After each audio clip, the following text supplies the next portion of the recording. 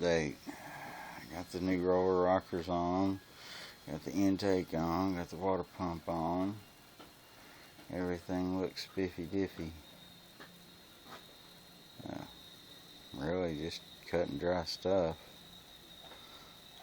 Not really, that's proven to be a pain in the butt. I had to find a oddball screw that would go into it, because when I tapped out the hole after pulling that broke bolt off, it screwed the threading up.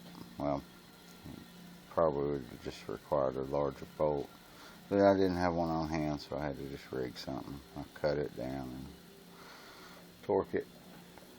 Yeah, everything's pretty self-explanatory. Anyway, that's it. Till next update. Adios.